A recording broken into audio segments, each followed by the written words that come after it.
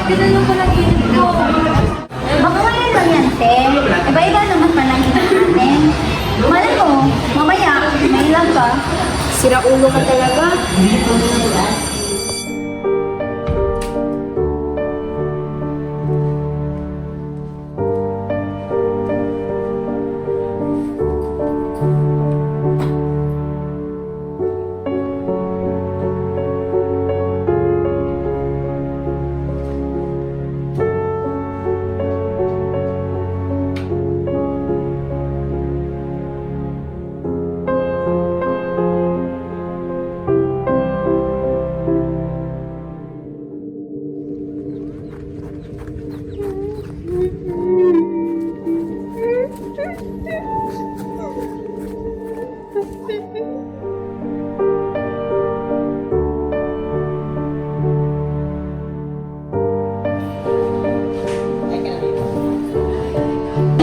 Oh, napagod ka na naman.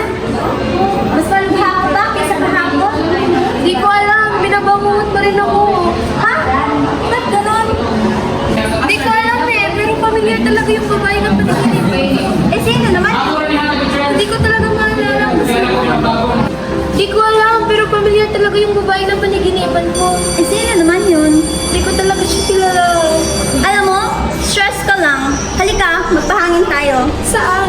Huwag ka na okay. Hala, Eh. tara na.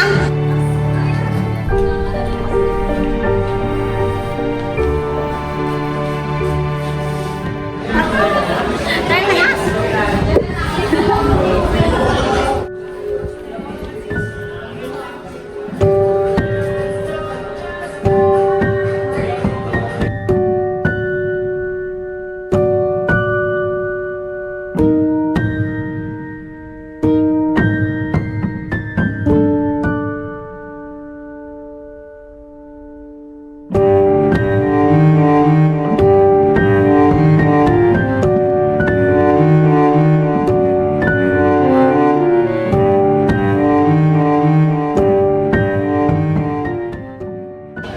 Tama ka, ang press ko nga rito.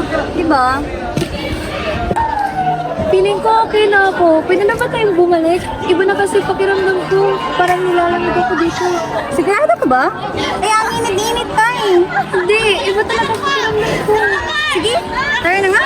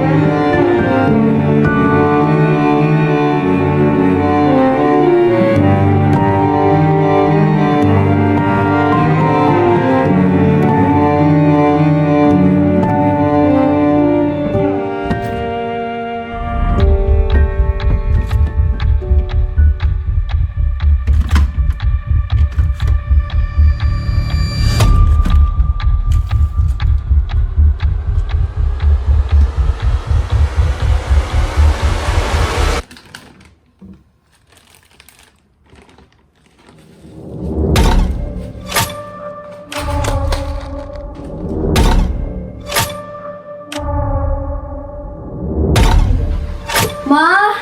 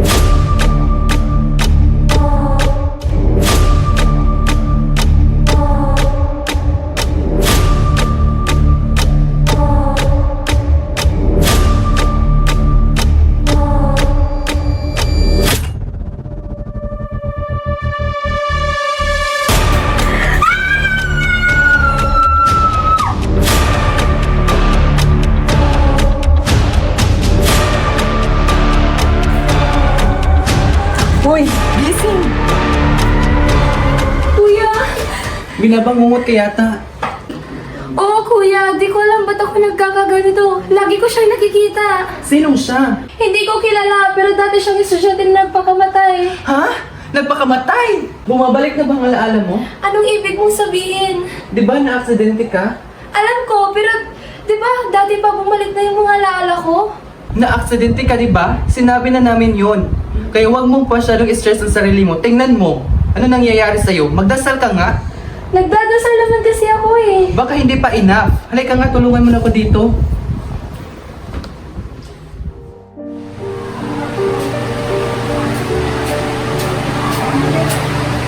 Sa totoo lang, napapalulit na ako. Lagi ko siya nakikita sa paligid ko. Tila ba lagi siyang nakasunod sa akin. Ha? Di kaya siya yun? Sino? Before kasi, may kaklase kasi tayong nagpakamatay dahil sa depression. Baka siya yun? Pero hindi ko maalala yung mukha niya. May retrato ka ba? Oo, ito. Ito siya. Uy, okay ka lang ba? Di ko alam, pero biglang sumakit yung ulo ko. Uy, relax ka lang. Dan! Dan! Tulong! Dan! Dan! Tumawag ka ng tulong! Dan!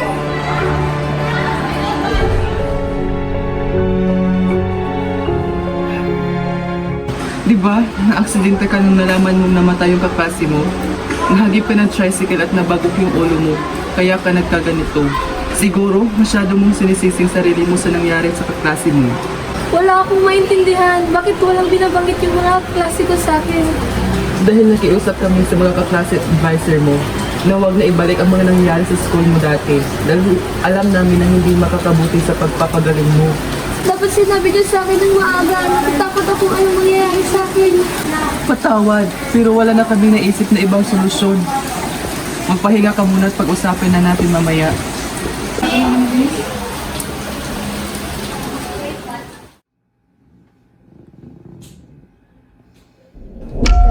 Batay ka na ba? Anong ibig mo sabihin?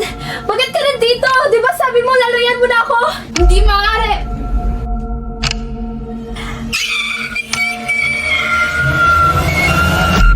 Ano nangyayari sa'yo? Kuya! Yung babae!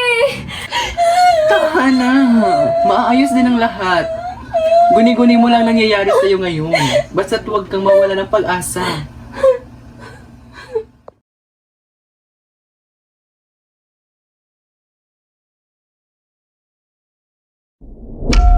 Tara, picture tayo. Let's go! Memory.